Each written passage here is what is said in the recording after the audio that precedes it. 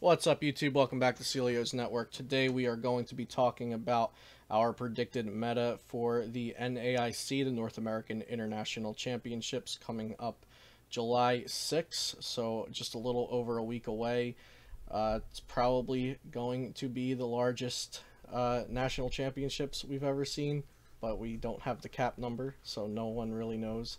Hopefully it's a high number. So I have with me three guests. They're going to introduce themselves, and then we're going to get into this, hopefully provide some good information and discussion for everyone. Go ahead, Rukan. Hey guys, my name is Rukan. I started my pro Pokemon career this year, and I'm not going to NAIC, but I'm preparing for Worlds, and I'm keeping a very close eye on the NAIC meta, and I might have some statistics to show for our discussion today. Cool. Ryan? Hey, what's up, guys? I'm Ryan Allred. I'm on team Pro Play Games, sponsored by Ultra Pro. Looking forward to NAIC. Right now, my whole season kind of hinges on that. I think I'm like 100 points behind on top 16, so I need a pretty strong finish to get back into the race. Cool. Eric? Hey, I'm Eric Gansman. I've been playing since 2011. I'm not on a team. I write for PokeBeach. I've been to Worlds twice. I'm like 40 points off my invite this year after like playing BGC until December. Not doing well at regionals all year, so I still have a chance, even though I really haven't taken this year as seriously as I have in the past, or have done as well as I have in the past. But I am going to NIC, and I need, if we hit the top 512 marker, I need top 512 for my invite. If not, I need top 256. Cool. Yeah, Eric and I are in the same position there. We both need a little less than the points to 512 awards to get our invite. Rukan is not going, but still keeps an eye on the meta. And Ryan, you're looking for points to get back into top 16, correct? So we have a couple different viewpoints here, so that should be giving you a couple different perspectives on what our views mean and how we're formulating them. So I have, to start off, I have a question for each of you. First, we're going to go to Eric. So, Eric, what do you think the 4 most played decks will be at NAIC? I think if you're counting, well, I would count this different decks. So, Zoropod and Zororock, I think those two. Buzzle, obviously, and then Malamar. I think of the Malamar variants, the Ultra one will probably be more popular, even though I think the Psychic one is better. But I think the Ultra Malamar deck would probably be the 4th most popular deck. But I think Buzzle's going to be the most popular. And then probably Zoro. I'm going to say Zororock because it's a little bit easier to pilot than Zoropod. Then Zoropod and then Ultra Malamar. Nice. Okay. Ryan, what 4 decks do you think will have the most spots in day 2 of the tournament? Yeah, I mean, I definitely put Buzzrock as having the most placements in day 2. I feel like what ends up happening is, you get the strongest deck into day 2 with the biggest proportions, and then you get kind of the weird decks that do well against it, end up having a disproportionately high amount of top 8. So I could see like a one-priced attacker Malamar deck doing well. If one can sneak into day 2, and then kind of, run the field that way, or like a good Buzzgarb player could sneak their way into top 8. But for day 2, predominantly, it's going to be Buzzrock. Okay, what about the Zoroark variants and the Malamar variants? Which of those two, between Zoroark and Pod, and then Ultra Malamar and Psychic Malamar, which of those 2 variants do you think will be higher than its counterpart for day 2 placements? Yeah, I would say Zoroark for sure. And Zoroark above Zoropod. Mm-hmm.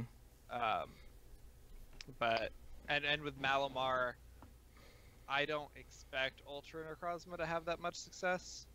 I think the Psychic one's a lot better. Okay. Yeah, and within that, more of a one prize focused version. You have to run hot with the one prize version, but if you do, it's great. Cool. And Rukan, my next question is for you. Do you expect this is for day 1, so full tournament population, do you expect there to be more decks including Zorich GX or more decks including Malamar? I'm expecting more decks including Zorich GX just because it's done well recently, just day one. I'm expecting a non-trivial amount of Malamar just because I think people are going to try to respond to the meta, but the Malamar players I think are mostly just going to be the diehards and the people that are trying to respond, and I think the Zorich players just have more momentum since Sheffield. Cool.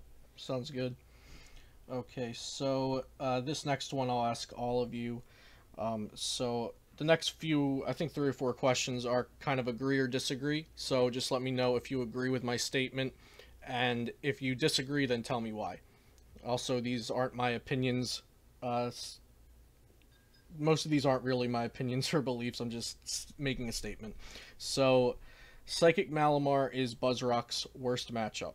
Agree or disagree, Rukan? Mostly agree, yes. Ryan? I disagree. Buzzrock is. You think the mirror? Okay. Eric? I disagree. I think Buzzgarb is. I think Buzzgarb is really. Yeah. But I'm not a huge fan of Buzzgarb against the rest of the meta, but it definitely just trashes on like standard Buzzrock decks. Okay, so if you're playing Buzzrock and your opponent is playing Buzzgarb, you're scared of that match a bit. Yeah, I would not be. That would not be one of the decks I would want to face. Okay, got it. Next is Zorich is overall a better choice than Zoropod. Agree or disagree, Eric? Yeah. Okay. Ryan? Yeah, I'd agree with that. Rukan? Same. Cool. Buzzrock is the best deck in the format. Agree or disagree, Rukan? Yes, I'll agree on that one.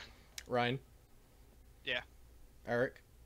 Yeah, I mean, it's not the deck I'm going to play, but I think it's pretty obvious, yeah. Yeah.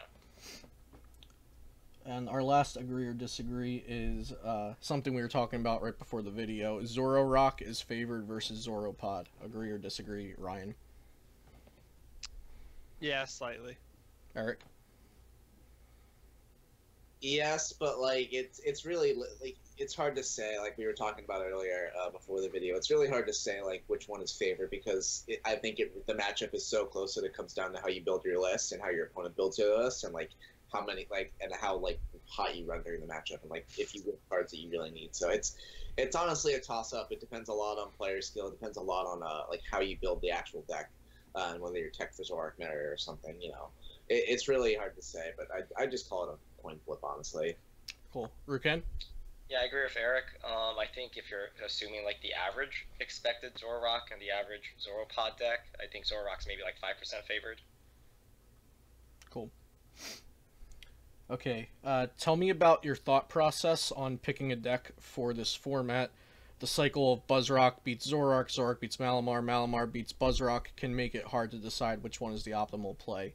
So, Rukan, how do you look at this rock, paper, scissors format, and how do you make an educated choice on which deck to play? Okay, so this is my first rock, paper, scissors format. Prior to Madison, I kind of just picked decks that I thought were very powerful in and of themselves, and I just kind of maybe put in a tech card for certain matchups, but I never really considered the rock, paper, scissors triangle. So I've been taking time, I've been looking at like results, and basically we had Madison, Buzzwole won. Immediately the week after we had League Cup results. We had like Malamar earned twice as much CP as Buzzwole, and then Buzzwole earned twice as much CP as Zorich. And then the next week we had Sheffield and then Mexico SPE, and Zorich won both of them.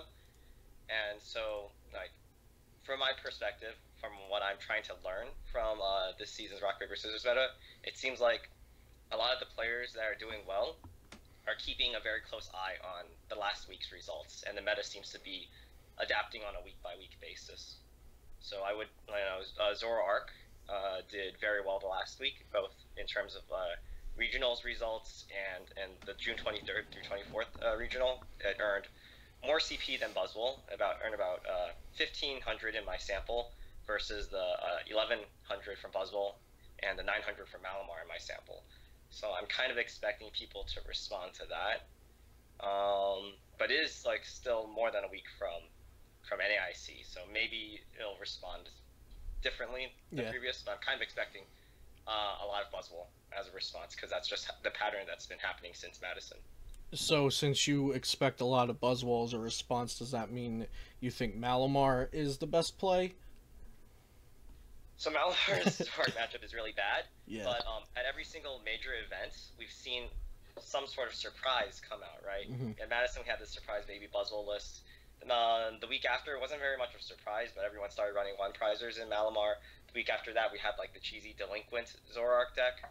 I think if people do play Malamar, I don't think any pro players will be happy just playing Malamar, because I think there's still going to be a lot of Zorich. I don't think a lot of pro players are happy taking that gamble, and I think if they do take that gamble, there's going to be some sort of cheese in there that you haven't seen yet.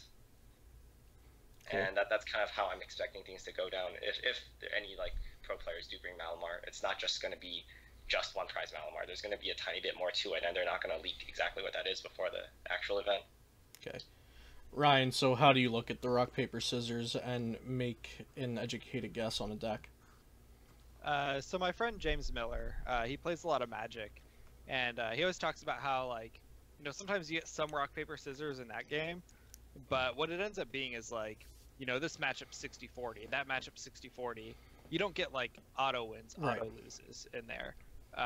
And right now I feel like that's where we're at with our, like, rock, paper, scissors. Like, Buzzwole's slightly favored against Zorich. It's really not a whole lot. And Malamar is like slightly favored against Buzzrock. The one kind of exception to that is that Zorich's pretty heavily favored against Malamar. Yeah, I think that's the largest percentage skew that we have. Like you said, Buzzrock is kind of like 60-40 to Zorich, maybe a little less if Zorich is really teched. Same goes Malamar versus Buzz, but then Zorich versus Malamar can seem a little unwinnable at times. Yeah, even that, I wouldn't put that one too high, but it's substantially higher than the other two. So in that respect, if you thought there'd be equal representation among all three of these decks, then Zorich's the deck. You know, it has the best rock, paper, scissors matchup there. But I wouldn't expect equal representation. And honestly, like, the matchups are close enough that if you know the deck better, that's all that really matters. I wouldn't try and figure out, like, what's the best deck to play. I wouldn't spend your time doing that. I would spend your time just knowing the deck, knowing the matchups, and knowing how to deal with these situations. Especially because Buzzwole right now, with Beastring and Baby Buzzwole, like, it's a much more difficult deck than it's ever been. The decisions you have to make are much harder, and, like, if you can find a play or an avenue where you can take yourself from 5 prizes to 2, it's such a massive difference in gameplay that I haven't seen that since I've started playing. That specific type of decision making. So I honestly don't worry about the matchups. Just focus on that. Learn how to play the deck. Really, pick one. Doesn't matter which. Cool. What about if you are considering a deck outside of the triangle? Should you just not do that? If you have to ask, don't. There are players who can play something wild, and they know the game so well that they're like, this is a good deck. I know it's a good deck. But if you're that player, you don't have to ask. Like... Okay, cool. So, Eric, same question for you. How do you look at the rock, paper, scissors format and make an educated choice? Yeah, so you can definitely try to innovate. Like, I mean, Buzzgarb is probably out of the triangle, but, like, the issue with, like, decks that are out of the triangle is they usually beat 1 or 2 of the decks in the triangle and then just get absolutely slaughtered by the other. It's, like, really hard to find a deck outside of the triangle that can boast favorable matchups versus everything. And, you know, if there is, you know, that deck is not going to be leaked before NAIC. That's going to be a secret deck that, like, it's going to be on the tournament. Like, no one's going to know about it except the people that are making it. So it's pretty hard to, like, find a deck outside of the triangle that's even worth playing. Buzzgarb is probably the best. I'd say Zoro Pod is, like, kind of sort of in the triangle, and, like, it's a Zorich variant, but I think it's just strictly worse than Zoro Rock versus the rest. So I think it's, like, a little bit outside of the triangle. I've had people pitch me Gardevoir, and I'm not getting back on that train.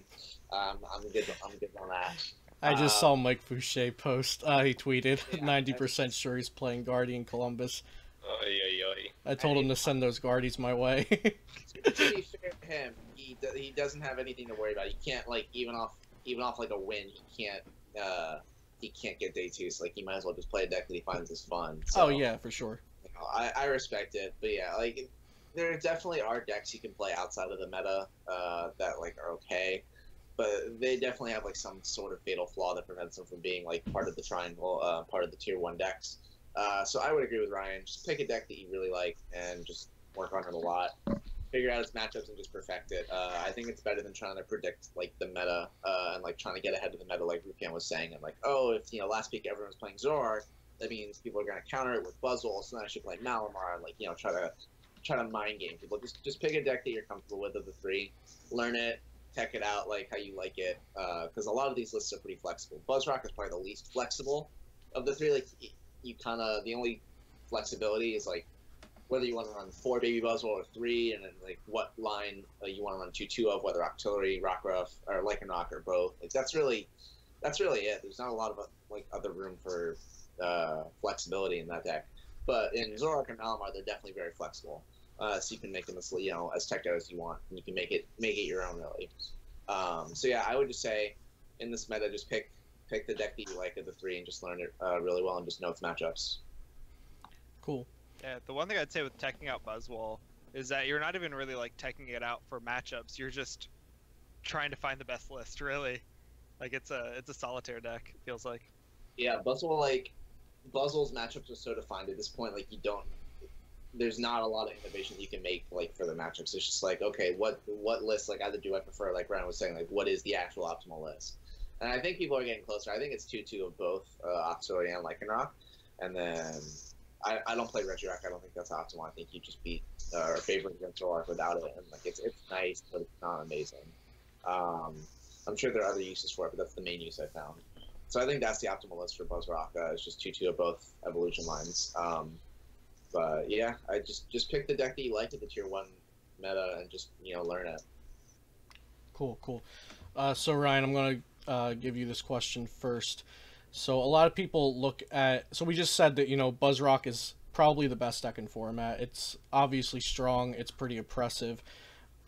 So why doesn't everyone just play Buzzrock then? Like what are some reasons to not play Buzzrock? I would say honestly, just because if you know another deck better. Okay. Like I think it's barely favored against like Zorich variants. If you really know your Malamar matchup and I'm not worried about Zorich, then Malamar can be good. It's the best deck, but it's not. I don't know, everything's just a crapshoot in this format. So like, play whatever, man. It doesn't matter. Cool. Rukan, can you walk me through the Zoropod versus Buzzrock match a bit? Like maybe what you think the percentages are, what techs matter, what player needs to do what. I honestly don't have a percentage, but like the reasoning behind the meta, because I haven't been playtesting Zoropod. I've been looking at other formats and other decks, but the rationale is that you have a 1 energy attacker that can potentially one-shot anything in the Buzzwole deck, and this is possible because like you run Kukui, so you can like first impression a baby Buzzwole. The problem is you're entirely dependent on Bridgets, and your turn 1 Bridget odds are maybe like 70% at best. So hitting that is kind of hard in and of itself. Like hitting it consistently over the course of the entire day. Like I took Zoropod to Madison, and my first 4 games versus Buzzwole, I just missed Bridget like 3 of the games, and that's not a great way to go. And there's not much you can do if that happens. But like that's sort of the general idea. You want to ideally play 2 Mew EX, lead it, try to kill 2 Baby Buzzwole, and a lot of the pro players are running like 4 Baby Buzzwole now. But if they're running 3, taking 2 out really cripples their late game, because then they're probably forced to rely on like a Buzzwole GX or something. Alternatively, you can just like try to do a counter catcher play into like a first impression or armor press onto an Octillery, and try to do that just to buy enough time to sort of iron out your last few prizes and a way to effectively deal with the Buzzwoles. Yeah, that's about it to my understanding. Like I said, I'm kind of focusing on on the Worlds format Yeah. right now, since that's my next tournament, and I'm not a huge fan of Zoropod for that format because of Rayquaza GX, but I'm not going to go into that. Cool, cool. Eric, Zororock versus Buzzrock. What are some of the important things you have to do as a Zororock player? What does Buzzrock need to do? What techs might change that matchup a bit? Yeah. Okay, so it's like 55-45 Buzzwole. It's favored. What you have to do is Zororock. So the first thing you have to do is you have to go, if you can, if they put down a GX at any point, like a Regirock, a Lele, Buzzwole, anything like that, you gotta go from 5 prizes to 3 prizes and just skip Sledgehammer. Because if you give them a Sledgehammer turn plus 2 turns of V-String, because you go from 4 to 3, obviously they're gonna prevent you from going from 4 to 2. You're gonna be in a lot of trouble. So you really need to limit the amount of V-String turns that they can get to 1 and try to not let them Sledgehammer at all. So your first prize has to be an Oni-X or GX. So ideally, it's going to be Octillery because you want to try to get rid of their Octillery and cripple them with Ends, which is why I think 2/2 Octillery is better in Buzzwalk because everyone is focusing your Octillery right now because that is the draw power of your deck. Otherwise, without Octillery, you can be very clunky. So that's something that people have been really focusing down. Then after that, you want to build up Lycanrocks to take care of their Lycanroc and their Buzzrocks, or sorry, baby Buzzwoles, Buzzrock, jeez. And yeah, so it's pretty important. One of the techs that you can play is all Strong Energy because then you can Claw Slash for 130, plus Strong Energy, DCE, Choice Band with 3 Pokemon on the field, like with Parallel. Does 100, does 200, which knocks out a Buzzwole or basically any of their GXs because they don't play Fighting Fury Belt. Right. So that's a pretty big tech. Another tech you can play is Professor Kukui to help do 130 damage with Zork with Riotous Beating. It does 140 actually, but you can also play Reverse Valley to do the exact same thing for a Stadium. What else can you play? You can play Energy Lotto to help you get an Energy on turn 1, which is really important because you want to start attacking the Lycanrocs early if you can, because they're probably going to take a prize turn 1 against whatever you have active just because everything dies to Buzzwole turn 1 with less than 70 HP basically. Plus your Zorus are weak to them, so like something's going to die turn 1. Let's see, what else can you play? Mewtwo, obviously, is a big one. Mew is a big one. 3 Choice Bands pretty big, especially if you play Mewtwo, because you need Choice Bands in order to knock out Buzzwole GXs with 3 energy, which they're going to have. They're never going to attach more than 3. So you need Choice Band or Kukui to do that. So that's pretty big.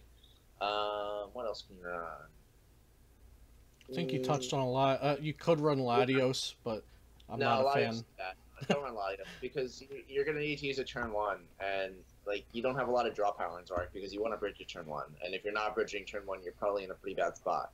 So like you need to open in your hand, like you need to open Latios because you're either going to have to open Floatstone if you don't, because you're not going to be able to retreat it because you need to attach the energy to it. So you have to either open Latios or open Floatstone, and then have a DC on top of that while bridging it and not being able to stick. And you bridge it, and one of the Pokemon are Latios, and that's also rough. I mean, if you want a 2-shot Buzzwole, the GX, you have to have a Choice Band too. So like it's just it's a lot of pieces for like limited use, and I don't think you really want to be using it mid game. I think there are better attackers like Lycanroc or Mewtwo or Mew mid game. So yep, I've also seen people messing with Mesperduxie, but I don't think that's the best for Zororock. Why are you playing a 2-card combo when you can do the same thing with 1 card with like 5 other counters in the format? Like it's just it's so dumb, and you need a Choice Band on top of that. Like it's not. I like sticking with the Mewtwo Mew combo. It's fine. Play one of each. Yeah, I've been trying to second Mewtwo over the Mew. I'm not like sure if it's better or not yet because you kind of have to play 3 Choice Band if you play 2 Mew, and right now I like don't have the space for 3 Choice Bands. If you play 2 Mewtwo, you mean? Yeah, sorry. Okay, 2 Mewtwo, no, that's fine. Just want to clarify. Yeah, no, my bad. So yeah, it's kind of tough to find the space for all that. Like even though like you just change out the Mew for a Mewtwo, like it's hard to find space for the 3rd choice because I also like in my list, I'm trying to tech the Zoropod at the same time. It's a mess. So yeah, my list is tight right now, so I'm not enjoying it too much. One more question for you, because in your Sheffield article going into Sheffield, you had the Reverse Valley in your Zororock list. So your Riotous Beating can hit 130 in a pinch to knock out a Baby Buzz in 1 shot. I tried it out. I went back to Parallel City. Where are you on that at the moment? I hate Parallel City and Zorich. I think it's just completely counterintuitive. Either you limit your own rider speed and damage, or you limit damage. So, like, what's the point of playing a stadium that, like, only hurts you, either way you put it? Yes, there are some uses for it. Like, don't get me wrong, it's not a completely dead card. You can, like, screw your opponent out of having bench space for a Lele. You can, you know, force him to discard some really important stuff. You can discard your stuff and get it back with Rescue Stretcher. I saw my friend Sheffield like discard his Lycan Rock to re-evolve a rock roughly out on the bench. Rescue Stretcher. So, like, there are some uses for it, but it's like overall, there's just too many negatives for me to like outweigh the positives. And I think Reverse Valley is just so important because you really do late game after you like kill the Octillery and start ending them. Like they're gonna start attacking you with Baby Buzzwoles, and you need a way to knock them out with Zorich because you're not gonna be able to stream Lycan Rocks all the time because they're 2 energy attackers. So you need a 1 energy attacker to knock them out. And Mewtwo is not always reliable. Mew is too easy of a 2-prize like attacker. Like they need to do more damage. Actually, maybe they don't need to do more damage. I don't know. I just think it's pretty important to have a 1 energy attacker just to put down to attack them after like you start ending them. And I really like Reverse Valley. It's also good like against other matchups that isn't Buzzwole. It's really good against like all Greninja decks, like every single Pokemon in that line, like Frogadier, Froakie if they play 70 HP one, Greninja. Like it's really good against all those. If you see that, it's really good against Malamar. Because after they parallel you, you just replace it with Reverse Valley, and you're doing 90 damage, which is already enough to knock out a Malamar. Like there are just a lot of uses overall. Like and then 70 HP Pokemon like Trubbish, Wimpod, Rockruffs. I'm sure I'm forgetting something, but like there's just a lot of just niche uses for Reverse Valley that just makes it just overall useful and just better than Parallel. Like it's never gonna hurt you unless you play a Metal deck, but like you lose to like every single Metal deck in this format, so it doesn't really matter. Cool. Ryan, so if I'm a player that's decided on playing a Malamar deck, what are the pros and cons of playing Psychic Malamar or Ultra Malamar into this format? So the Psychic Malamar is definitely going to be more consistent. With Ultra, you're relying on Metal or Unit or Beast or whatever. So kind of the biggest thing with the Malamar deck that can screw you over is getting the turn 2 attack. You need 3 energies to attack turn 2, and that can be hard. If you get the turn 2 attack, you're usually in a really good position for the game. And that turn 2 attack is just way less consistent when you have all these metals in your deck. You know, you're relying on that. Kind of the upshot is that Ultra Malamar is way better against regular Malamar, because you know you're not weak to Psychic, and it's a good attacker against Zorich, but I guess just less consistent.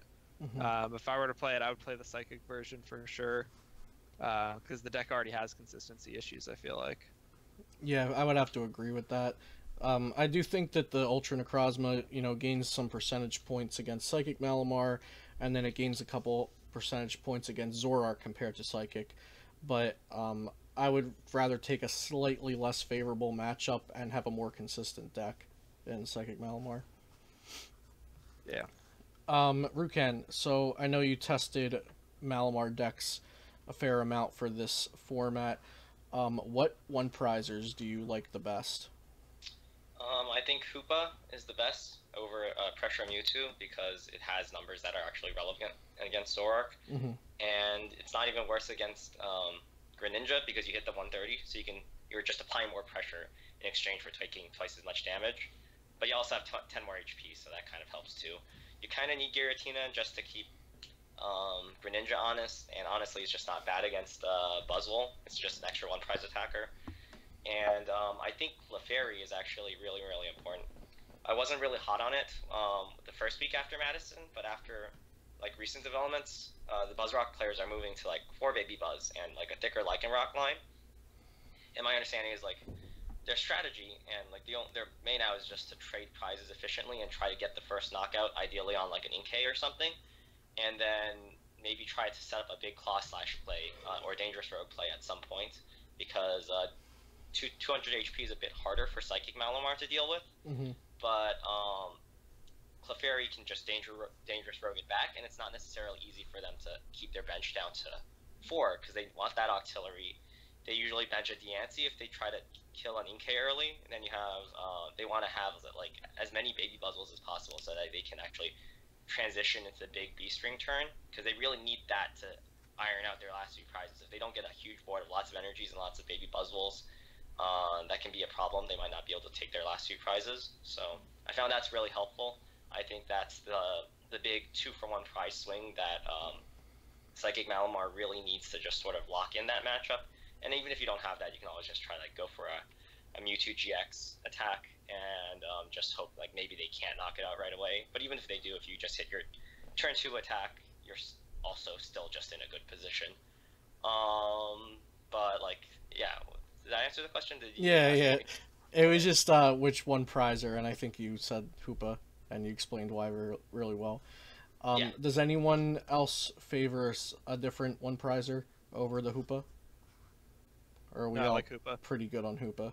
I prefer Mewtwo, but I mean Hoopa's fine too. I think like they're both like good for their different reasons. I'm not like gonna bash on Hoopa. I think it's a fine card. I also really like Mimikyu as well. I play Clefairy and Mimikyu on my list. I just think they're both good just for copying attacks, and obviously Clefairy is used for like and not, but like Mimikyu is just used for other stuff. And some people have coverage with Fairy and Psychic types, like of just like watch and learn type attacks. So I think they're good. Yeah, that's all I have to add. Yeah, Clefairy and Mimikyu are really good for the mirror, whether it's Psychic Malamar mirror or you're playing against Ultra Necrozma. And like you said, Clefairy is good for hitting Dangerous Rogue back on a Lycan Rock. That's really useful. Okay. I like Mimikyu a lot earlier because it's the only 2 energy attacker in your deck. But then it kept feeling more like a win more card, like Baby Mew. It helped me out a lot in situations that I was already going to win. It didn't help me out a lot in other ones because they would just GX me. Cool. Since we're on the topic of Malamar, are we keeping Parallel City in our Malamar decks, or is that space better used for more one prize attackers? How are you fitting all that and still having a consistent deck? Just take the parallels out and put it toward consistent.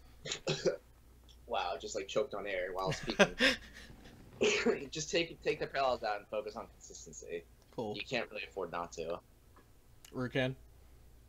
I've been experimenting a bit with red card, just like cutting what I can, and obviously it's very painful. I honestly think just red card's better than parallel because by the mid to late game, Zorich doesn't really need more than 4 bench Pokemon to deal with anything. 3 bench Pokemon to deal with anything that you have, right? They can just bounce the parallel, put down 1 basic, and they kill a Malamar anyways, or they can play like reverse value, like Eric said, or they can dangerous rogue, or they can like cross and cut. You're not like burning critical resources with parallel, whereas like parallel might do that in like the Zorich matchup. I think red card's better because you're just trying to stop Zorich from doing its crazy plays that gets it ahead. And I think that's the only thing that really works. Honestly, I haven't tested enough to say whether it's good or not. It's just a vague thought. I would seriously doubt it takes you over like 50-50, but at this point, if I can find a tech that takes Malamar to 50-50 against Zorich, takes Psychic Malamar to 50-50 against Zorich specifically, I would run it. It's a thought. I tried Wobbuffet. It just doesn't work. They run parallel. You don't have space to play that Wobbuffet and get an effective play with it. Red card's been the best, but I don't think it actually takes you far enough. And like Eric said, every deck slot is quite painful. Cool. So Ryan, would you play Marshadow GX in Psychic Malamar? And 2, if you're playing Marshadow GX in Malamar as a Zorich counter, do you also play the Sudowoodo Roadblock or Parallel City to accompany it so that Zorich can't one-shot it back, or do you just bank on the fact that you're going to be using Dawnwing's GX attack? So I've played Marshadow in multiple tournaments with Malamar, and I've never intentionally put it on the board. The only time it's come into play is when I started it. It always sounds good, and then what ends up happening, in Madison, I beat multiple Zorich players, and the Marshadow just didn't help. Okay. I feel like you win that with cute Necrozma plays or Mewtwo GX or something, and the Marshadow just Like I can't explain why it sucks. Like it sounds good. You're like, oh, you know, I'll do my Dawn Wings attack. I'll copy that. How do they beat that? But like the deck isn't consistent, so I never actually get to do that. It's not Zorark. I think a lot of players are so used to, like, so many of us were playing different Zorich variants back in the last, before Forbidden Light came out, and you're so used to just putting a tech in your deck and finding it when you need it because you're a Zorark deck, but it's not like that in Malamar. I played 2 League Cup top 8s back to back against Malamar with a Marshadow, and they each got them down one of the games that we played, and it hurt them more than it helped them. Like, they got a knockout on my Zorark, and then I just returned KO'd it easily. Even one time they used the Dawn Wings GX, so I just Bloodthirsty Eyes then Guzma to remove the effect, and then one-shot it with a Choice Banded Zorark. I think they would have just been better without the Marshadow anyway, like you were saying. Does anyone disagree with that, or do you think Marshadow is probably not the best way to go for that? Cool. Greninja. Is Greninja good for this tournament? Rukan, you made a face, so you can go first. I mean, I thought it was bad for Madison, but I guess like the Malamar players over there didn't respect it. I kind of like the fact that, you know, Zorark has been doing well, and Buzzwole might get a bit of hype, but honestly, is the Greninja matchup against like 4 baby Buzzwole Lycanroc even any good? I'd imagine it's probably only marginal at best. And like, I think Malamar players actually just respect Giratina now, so I wouldn't, but it's not horrible. I can see someone doing well with it if they just dodge Malamar. If Malamar doesn't see a lot of play, that just seems like a huge risk. I honestly think Greninja's Malamar matchup is worse than Buzzwole, so why aren't you just playing Buzzwole? Yeah, I think Buzzwole versus Greninja, correct me if I'm wrong, is probably around 50-50, right? Yeah, just play Buzzwole. I don't see any reason to play Greninja over Buzzwole. Ryan, Greninja a good play? It's not bad. It's just not good. Like Rukan was saying, the matchup, if Malamar is playing Giratina and Mewtwo GX, that is such a fun game to play as Malamar.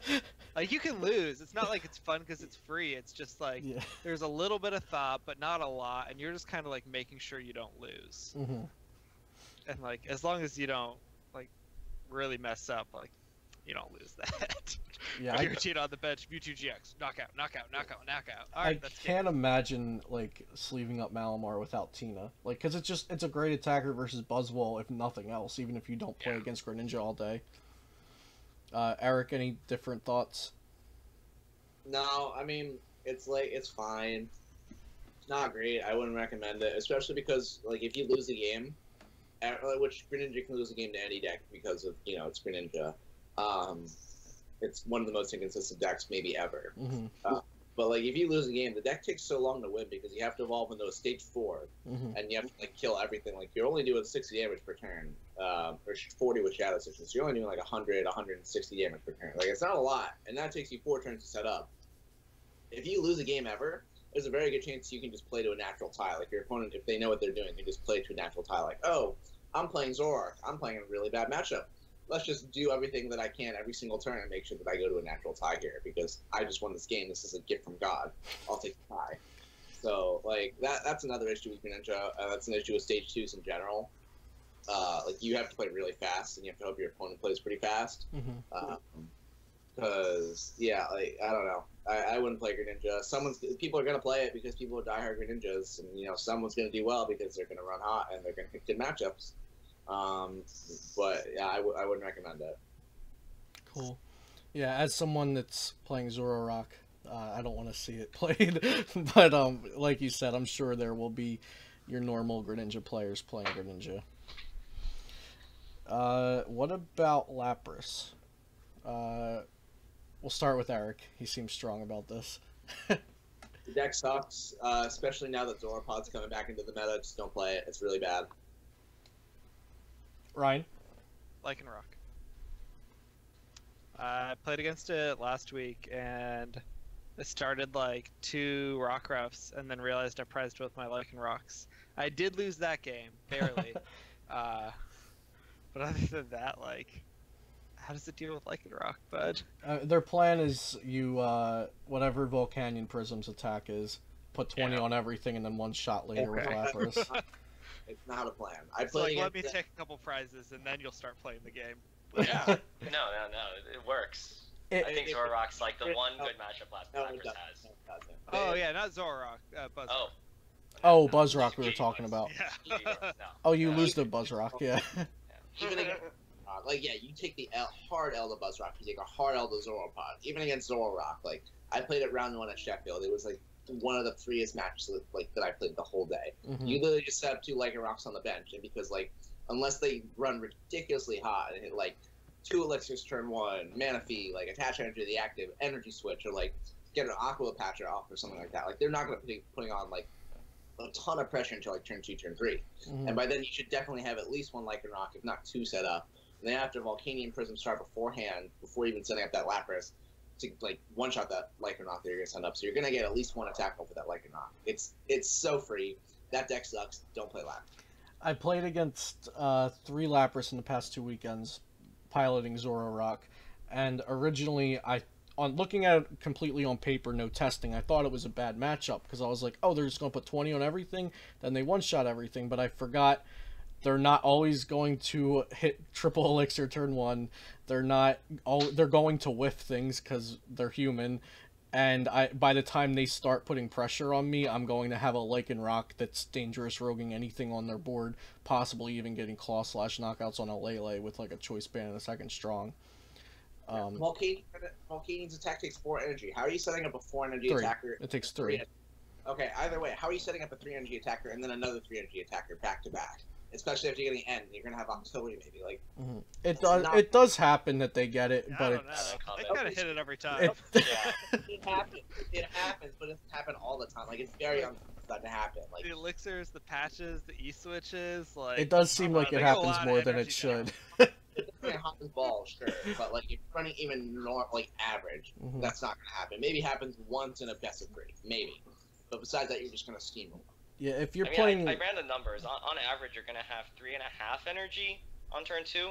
So on average, you're going to hit the turn 2 Volcanion, or like at least the Lapras. Okay, after those energies get knocked out, how are you getting another 3 energies the next turn on Lapras? So to follow that up... It's usually just attach Aqua Patch Elixir. Yeah, you only need a single manual attachment and a single draw. And the average Sycamore is going to draw you 2 energy accelerators. You're hitting that on turn 3 with just 1 auxiliary? On average, you're going to hit 1 energy accelerator and an energy. Yeah, like the issue isn't like getting. I've never seen that happen. Like, so I played like 2 tournament series, and then like probably like 5 or 6 games in testing. Never seen that happen. The thing is, you need to dangerous rogue with Volcanion. There's no other way you're taking it out. No, you just you can 160 HP. How are you going to kill a Zorark? You just bring it up turn 2 and you start poking it. I've actually done that every game that I played against it in tournament. I just poke it with a Lele or something, and then Claw Slash. Powering it up without Elixir and Aqua Patch. Yeah, anyway, what you just said was that you didn't take the knockout on it. So they got those 3 energies, and then the next turn they got another 2 energies. They have 5 energy on board. Now they're up 2 energies. If you miss a knockout 1 turn, then they have infinite energy, basically. Exactly. Like, I would assume if you're playing against Lapras, they can do any attack they want every turn. But like the deck still loses. That's what's hilarious. I don't know. Even if that happens, like I still can't see like Zororock or Buzzrock losing it. And like I just assume their attacks are free, and it doesn't matter. Yeah, like even when that happens, I just like I don't know. I don't even think that happens that often. I just think the deck sucks. Just don't play it. So if you're playing Lapras, I think you have to come to terms with the fact you either run hot or you might have a miserable day. Can we agree on that? Don't waste your $60. Play something that's actually viable and you can get your money back with. Like, why are you paying $60 to go play Lapras at NAIC? Like, come on now. People are gonna play Lapras. People are gonna play Lapras. Like, I get it if you're like into waifus and you want to play Gardevoir, you're Greninja diehard, but like, what does Lapras offer? Lapras doesn't even have like a niche that like it offers to some like weird community. Like Lapras. It smashes. People like decks that smash face. It doesn't matter like if it smashes rules. Don't play Lapras. Okay. I think I'm gonna face at least 1 Lapras. I'll come to Eric and tell him that. I would love to face Lapras. Lapras, this guy. guys. Oh Play my Lapras. god. I'm just giving you a friendly piece of advice here. If you lose to Lapras at this tournament, you're gonna be the new cover photo of I'm gonna PTCG play hell. Lapras one. I'm gonna play Lapras on one. I'm gonna draw past both rounds. It's just gonna be karma. Yeah. Okay, so I want to try to start closing it out here. Are there any decks, Rukan, that we haven't talked about that you think are worth mentioning that might pop up at NAIC? So we started hosting an internal tournament in DEG, and I've been taking the opportunity to play my teammates with some stupid cheesy decks that are solid tier 2 and not horrible, but not tier 1. And those two decks are Zygarde, Lycanroc, and Zorich Bats. And I'm 2-0, despite my opponents all playing meta decks like Zoroark, Zoropod, and Buzzrock, so they're okay. I think Zygarde, Lycanroc strictly better than Lapras, but still not tier 1 by any means. Mm-hmm. I think the Buzzwole Lycanroc matchup is better than people would assume. You actually never use Verdict in that matchup. You always, like, if you use it for the 20 damage. You don't use it for the effect. So, like, the fact that your opponent's playing Baby Buzzwole doesn't really matter. What your game plan is, you want to Cell Connector on your first turn, on your first attack. Ideally, knocking out either a Remoraid or a Rockruff, and this loads up 2 energies. If they're playing the 4 Baby Buzzwole list, they're actually worse, because they want to lead Buzzwole GX, because they want to spread the 30 so that their Baby Buzzwoles can actually threaten one-shots, because without that 30-30 spread, all your attackers like Zygarde, Lycanroc, they're 200 HP, unless they hit Beast Energy plus Regirock plus Diancie plus Choice Band. They're going to have a hard time swinging for 200. So that's basically how it goes. Like, they lead Baby Buzzwole most of the time because they're running 4 of them. They poke you. It's not enough to even set up a 2-shot. You Bloodthirsty Eyes up their Rockruff or their Remoraid. You Cell Connector that for 70, knockout. You load up 2 energies. So now you're knocking out the Buzzwole. And basically, Cell Connector just single-handedly wins you the game, assuming you can set it up. It kind of has like similar issues to Lapras. You gotta run hot.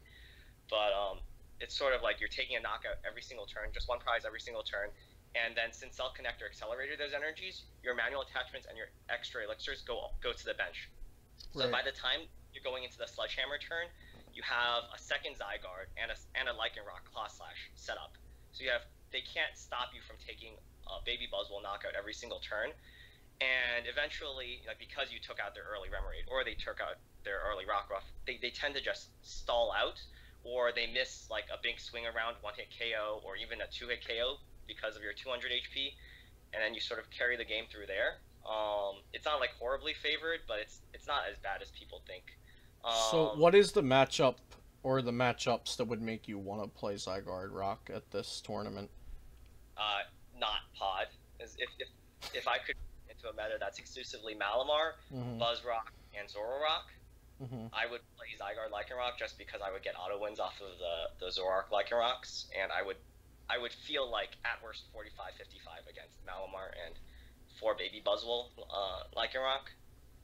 That's basically it. But then you go up against Pod and you're just like, shit. Yeah, you lose. Yeah. Cool. So that's why it's like solid tier 2. As for bats, they're cool. You can take. So is this just Zoroark with Golbats in it? So it's Golbat. There's 1 Crobat because it's very tanky against Baby Buzzwole. What does Crobat do? So it's 3 colorless energy, surprise attack, 60 base if it came up from your bench, plus 60.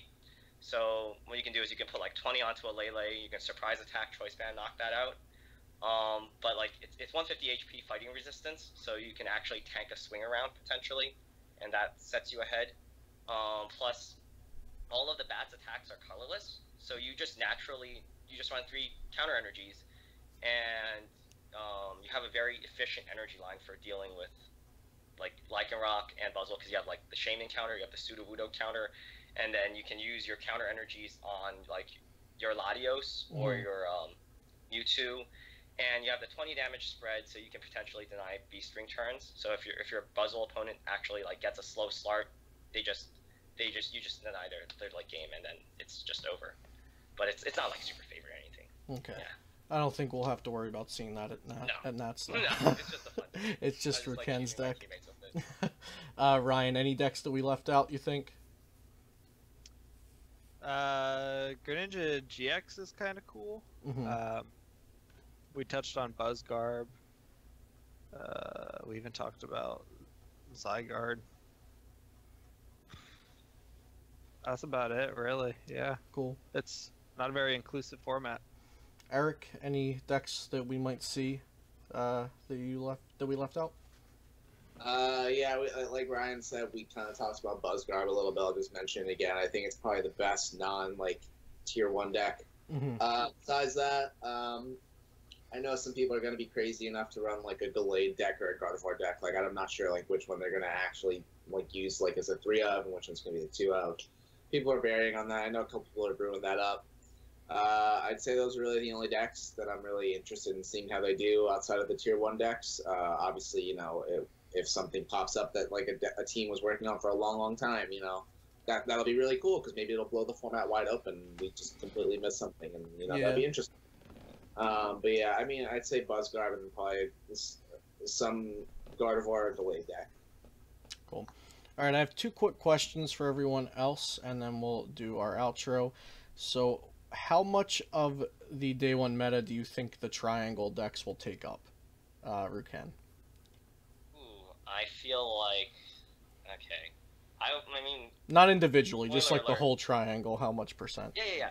Spoiler alert, my prediction for Madison was completely wrong, so I take everything I say with a grain of salt. Right now it feels like there's going to be a lot of Baby Buzzwole and minimal Malamar, so I'm kind of inclined to say it's probably like 40, 30, 20, and then 10% something else, vaguely in something in that order of magnitude.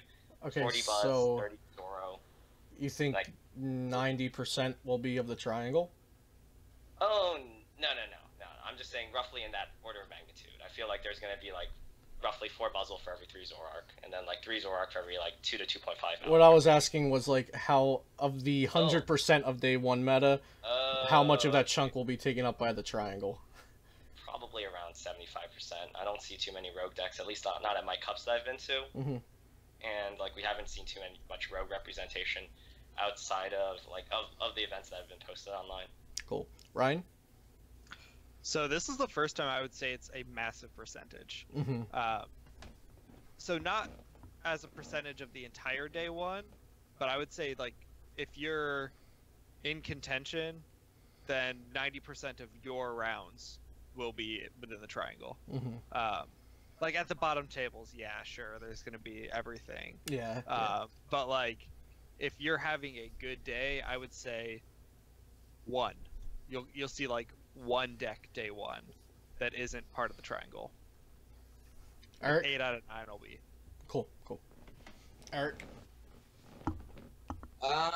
Yeah, so just like looking at like recent regionals, like just looking at Sheffield right now on Limitless, like 21 of the 32 decks on day 2 were either Zoropod, Zoroark, some Malamar variant, or Buzzrock, and then a lot of the other ones were like Zorogarb or like Zoro Lucario, and then like Buzzgarb. And I think like the only 2 like completely like different decks, there was like a Sylveon, a Lapras, and a Goligarb, and I think that was really it. And like all like those are the only 3 like non like variations of a tier 1 deck. Like Buzzgarb is kind of a variation of a tier 1 deck. So I think it's probably gonna be, you know, 29 to 32 is a lot. I think it's probably going to be close to what like Rukan, like Ryan was saying, like 75%. That's my guess. Maybe a little bit more because like just not a lot of rogue representation. And just looking off past regionals, like I didn't look at Mexico City, but I'm assuming it's probably pretty similar. Like I don't think there were very many rogues, if any, last weekend. So yeah, it'll be a high percentage. It's a pretty stale format. Cool.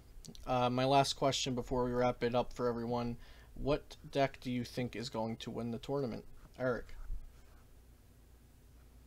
I mean, I'm gonna say Zoroark because that's probably what I'm gonna play. But I mean, Buzzrock is probably the best deck, so I guess that's probably the correct answer. But I don't know. Any one of the 3 triangle decks. 1 vote for Zoroark. Pick one. Ryan, how about you? Yeah, it's a crapshoot, but best odds are going to be on Buzzrock. Rukan? I feel like it's 50-50 between Buzzrock and like some Zoroark variants. I don't think Malamar is really a good day 2 deck, even though it might be okay if the meta is good. for getting you to day 2, but it never seems to be good at day 2. Yeah, I want to echo that. I think Malamar of the 3 tier 1 like triangle decks, Malamar is the least likely to win. I think Zorich and Buzzwole are like the 2 most likely of the tier 1 decks. Cool. Sounds good. Well, thank you for being on the channel, guys. It was a great discussion. I think a lot of people will benefit from listening to this. Go ahead and shout out your teams or sponsors or anything you want to say on the closing thoughts. We'll go Rukan, Ryan, then Eric. Alright, shout out to Team DGG. They're my sponsors, and shout out to PokeBeach. I write articles for them. I got an article that'll come out probably around early August for Celestial Storm. I've been playtesting that a lot, and hopefully I can get some insights onto the Worlds format for you guys. Alright, shout out to Pro Play Games and Ultra Pro. They're my sponsors. And like Rukan, a shout out to PokeBeach. I haven't written in a minute, but I've got an article coming out like a week or so after NAIC looking at the Worlds format. Cool. Yes, also shout out to PokeBeach. I don't have a sponsor, would love one, so if someone out there is watching this video, hit me up.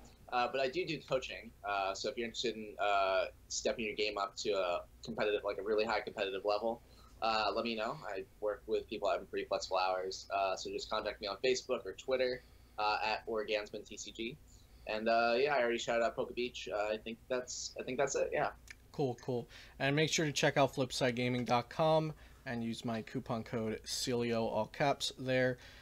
We just had an article out yesterday when this video is published, for my thoughts on the triangle, and next week I'll be going over the tier list and the list I am taking probably either Wednesday or Thursday of next week, so be sure to check that out.